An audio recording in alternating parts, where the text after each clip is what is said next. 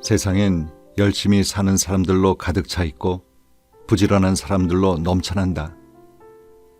하지만 안타깝게도 그들 대부분은 원하는 것을 이루지 못한다. 그들에겐 한 가지 공통점이 있다. 그냥 열심히만 산다는 것이다. 학생들 역시 그냥 열심히 공부하다 보면 나중에 어떻게 되겠지 하면서 그냥 열심히 공부한다. 그래서 나는 내 학생들에게 늘 강조했다. 이 세상에서 말과 글로 표현할 수 있는 가장 무책임한 단어는 그냥이고, 두 번째로 무책임한 단어는 어떻게 되겠지이다. 이런 무책임한 삶에서 벗어나는 방법은 의외로 간단하다. 간간히 하던 일을 멈추고 자기 자신에게 질문하는 것이다.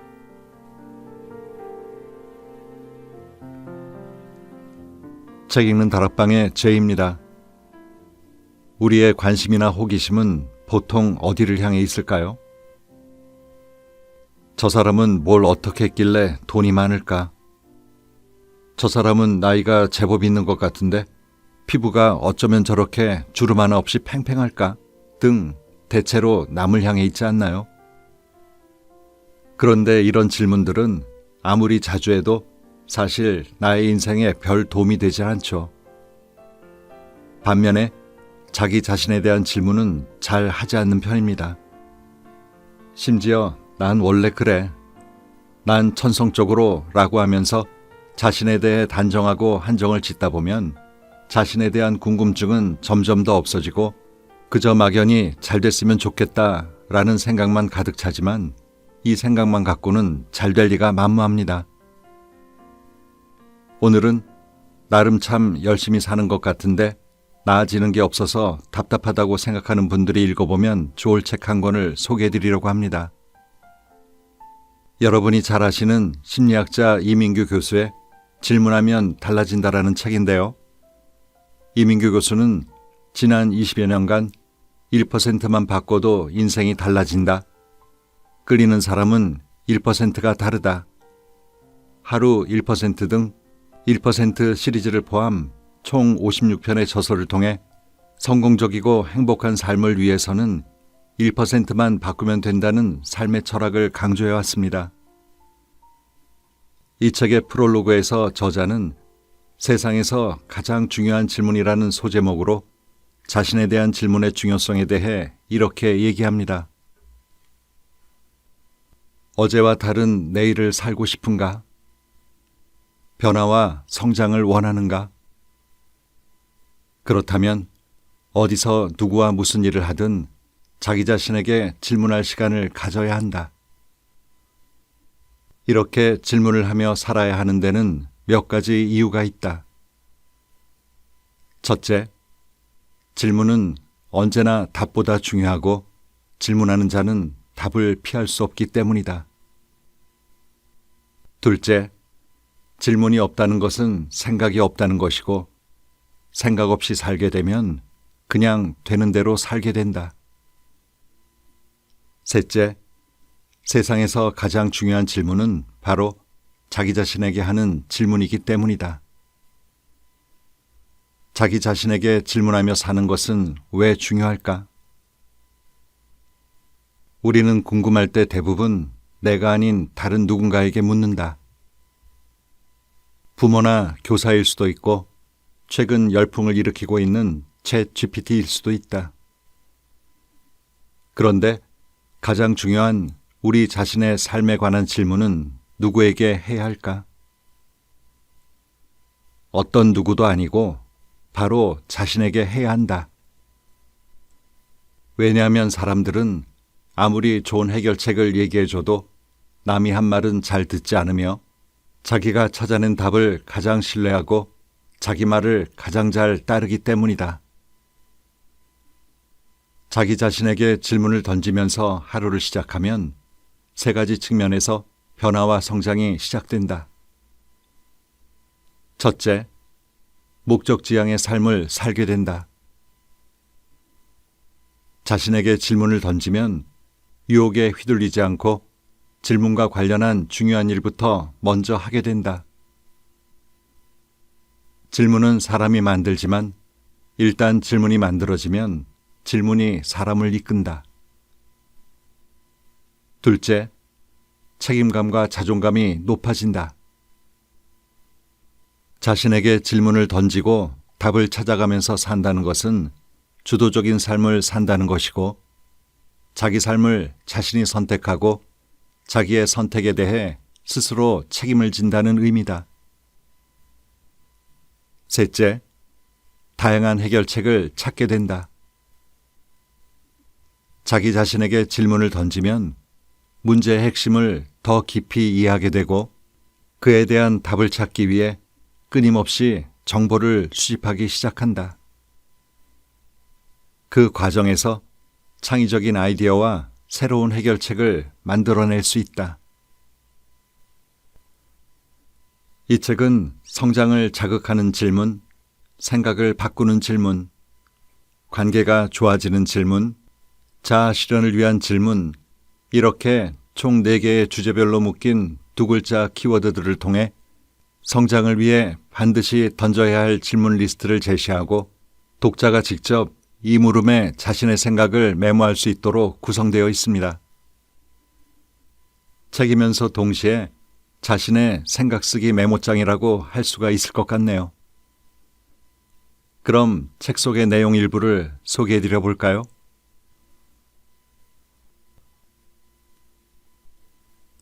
방향.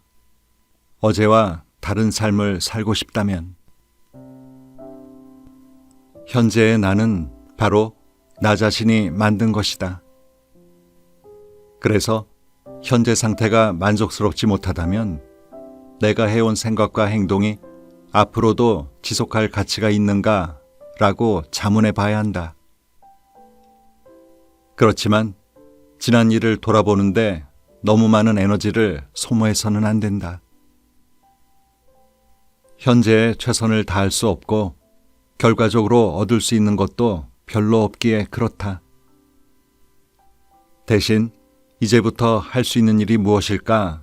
라는 질문을 수시로 던져야 한다. 그리고 지금까지와는 다른 방식으로 생각하고 행동해야 한다. 왜냐하면 우리가 겪는 문제들은 문제가 생긴 당시의 방식으로는 해결이 불가능하며 다르게 생각해야 다른 것을 얻을 수 있기 때문이다.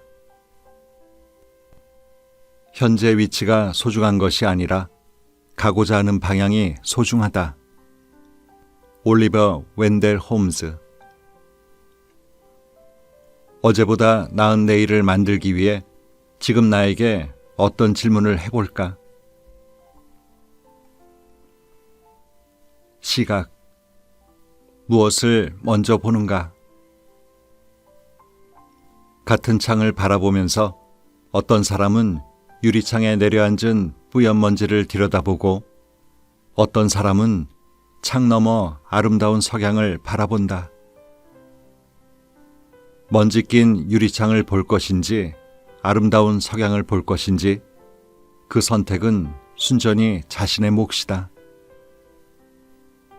자기 몸을 보고 짜증내는 사람은 늘어난 뱃살에만 안달할 뿐 자기가 잘 먹고 잘 살고 있다는 사실은 중요하지도 감사하지도 않다. 마찬가지로 허구한 날 청소만 해야 하나? 라고 투덜거리는 주부는 청소해야 하는 집이 있다는 사실을 잊고 살기에 감사할 수도 행복할 수도 없다. 낙관주의자는 극심한 푸른 속에서도 기회를 보고 비관주의자는 엄청난 기회 속에서도 불운을 본다. 윈스턴 처칠. 내가 요즘 겪고 있는 나쁜 일 속에서 좋은 의미를 찾아본다면 원인. 실패한 사람과 성공한 사람의 차이. 성공하고 행복한 사람과 반대로 그렇지 못한 사람을 유심히 관찰하면 몇 가지 차이점을 발견하게 된다. 먼저 문제가 생겼을 때 원인과 해결책을 찾는 방향이 다르다. 실패한 사람은 문제의 원인과 해결책을 외부에서 찾고 성공한 사람은 내부에서 찾는다. 공부 못하는 아이, 못 가르치는 선생님, 그리고 자녀나 배우자, 상사나 부하 직원과 사이가 나쁜 사람들을 관찰해보라. 이들에게는 한 가지 공통점이 있다. 그들은 문제가 생겼을 때 그 원인과 해결책을 외부에서 찾는다. 현명한 사람은 모든 것을 자신의 내부에서 찾고 어리석은 사람은 모든 것을 타인들 속에서 찾는다. 공자. 원인은 나에게 있다고 생각하고 해결책을 찾아봐야 할 일은 무엇인가? 소망. 해보겠다는 것은 없다. 영화 스타워즈에서 제다이의 전사 요다가 이렇게 말한다. 해보겠다고? 해보겠다는 건 없어. 하는 것과 하지 않는 것만 있을 뿐. 많은 사람들이 지금까지와는 다른 삶을 살고 싶다고 말한다. 그리고 이런저런 다짐을 한다. 그런데 정말 달라질까? 대부분은 달라지지 않는다. 그토록 달라지고 싶다면서도 왜 달라지지 않을까? 소망만 하고 실천하지 않기 때문이다. 아무것도 실천하지 않으면 아무것도 달라지지 않는다. 실패는 두 가지 방식으로 찾아온다. 아무 생각 없이 사는 자에게, 또 생각을 하긴 하지만 아무것도 하지 않는 자에게. 소망만 하고 실천하지 않고 있는 일은 무엇인가? 설렘. 설레다 보면 좋아진다. 아침에 깨어날 때 설레지 않는다면 그날 하루를 행복하게 보내기 어렵다. 자기가 하는 일에 스스로 감탄하지 못하면 아무리 오래 일해도 그 일로 크게 성공할 수 없다. 좋아야 설레고 감동스러워야 감탄한다고 생각하는 사람이 많다. 하지만 설레다 보면 좋아지고 감탄하다 보면 감동적인 일이 생긴다. 설레고 감탄하는 것은 저절로 우러나는 감정이 아니다. 의도적으로 선택하고 공부하고 연습해야 하는 일종의 기술이다. 나는 젊었을 때부터 새벽 일찍 일어났다. 그날 할 일이 기대돼서 흥분으로 마음이 설렜기 때문이다. 정주영. 그동안 시큰둥하게 생각했던 일 중 한 가지를 골라 그것을 설레고 감탄한 일로 바꿔본다면? 유심. 행복을 찾는 오묘한 방법. 너무나 많은 사람이 자신에게 부족한 것을 생각하고 그것을 갈망하며 평생을 보낸다. 그리고 자신에 비하면 다른 사람들의 문제는 아무것도 아니라면서 자기의 불행을 과장하며 살아간다. 갖고 있지 않은 것만 아쉬워하며 가진 것에 감사하지 못하는 사람은 결코 행복할 수 없다. 왜냐하면 현재 상태에 대한 불만이 크면 클수록 행복은 점점 더 멀어지기 때문이다. 법정 스님은 생전에 이렇게 말했다. 행복의 비결은 필요한 것을 얼마나 갖고 있는가가 아니라 불필요한 것에서 얼마나 자유로운가에 있다. 어떤 상황에서도 위에 견주면 모자라고 아래에 견주면 남는다. 일체 유심조란 말이 있듯 행복을 찾는 오묘한 방법은 언제나 내 안에 있다. 불행한 사람은 갖지 못한 것을 사모하고 행복한 사람은 가진 것을 사랑한다. 하워드 가드너. 지금 내가 가진 것, 누리고 있는 것들을 적어본다면 친절 Help us high. 열등감 이론의 창시자 알프레드 아들러는 우울하다는 환자에게 이렇게 제안했다. 밖으로 나가 누군가에게 친절을 베푸세요. 그러자 환자가 대답했다. 선생님, 저는 지금 그럴 기분이 아닙니다. 아들러는 다시 요청했다. 그러면 친절을 베푸는 상상만이라도 해보세요. 무력감에서 벗어나고 기분이 좋아지게 만드는 가장 경이로운 방법은 누군가를 위해 작은 친절을 베푸는 것이다.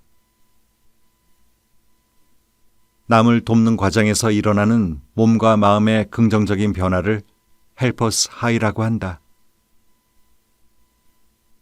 우울감에서 벗어나고 싶다면 미소를 짓건, 작은 선물을 하건, 짐을 들어주건, 맛있는 음식을 대접하건, 이야기 상대가 되어주건, 다른 사람을 행복하게 해줄 수 있는 작은 일 한 가지를 하라.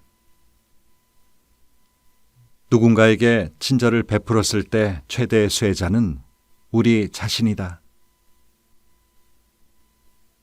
행복해지고 싶은가? 그렇다면 다른 사람을 행복하게 해주라. 플라톤. 오늘 누군가에게 베풀 수 있는 작은 친절 한 가지를 찾아본다면 당장 유품 정리사의 교훈. 귀한 그릇, 값비싼 양주는 왜 그렇게 아끼는 것일까? 현재보다 미래의 행복이 더 중요하다고 믿기 때문이다. 그런데 죽은 사람의 물건을 정리해주는 유품 정리사들의 말에 따르면 사람들은 대개 제일 좋은 것은 써보지도 못한 채 죽는다고 한다. 그러니 미루지 말고 지금 즐기자. 석인 성시. 아낄석 아낄린 이룰성 똥시. 아끼고 아끼다 똥된다. 많은 사람이 평소에는 저렴한 신발에 허름한 옷을 입고 싸구려 그릇을 사용하면서 값싼 술만 마신다. 마음속에 좋은 생각도 마찬가지다. 귀하고 좋은 것, 아름다운 말, 너무 아끼지 말고 지금 쓰자. 당장 표현하자. 승자는 달리는 순간에 이미 행복하다. 그러나 패자의 행복은 경주가 끝나봐야 결정된다. 탈무드. 아끼느라 표현해보지 못한 말은 무엇이 있을까? 배려.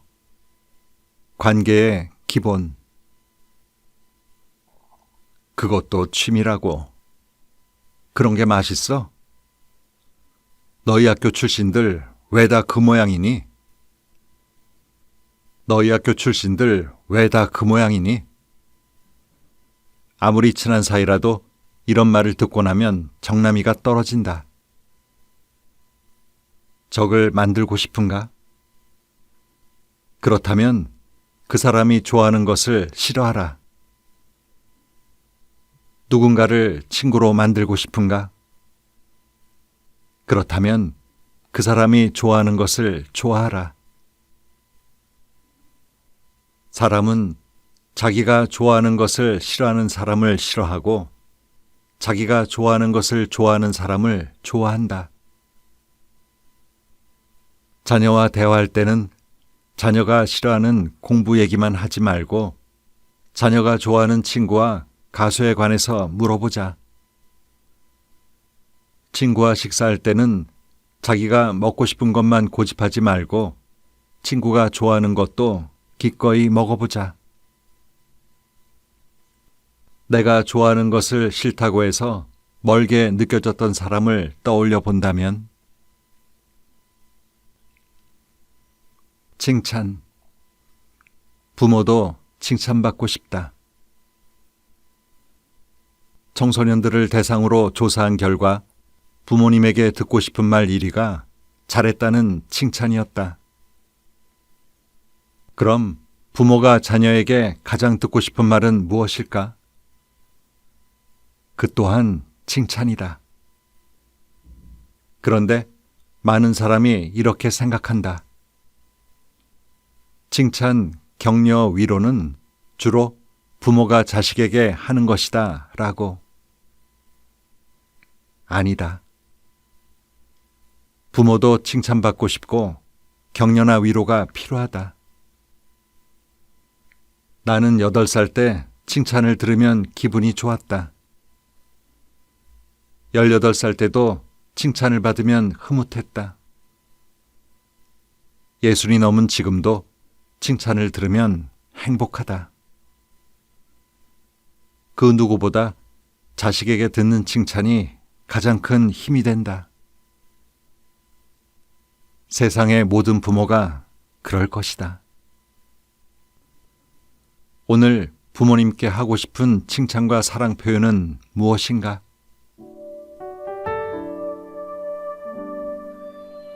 본문 가운데 이런 글도 있습니다.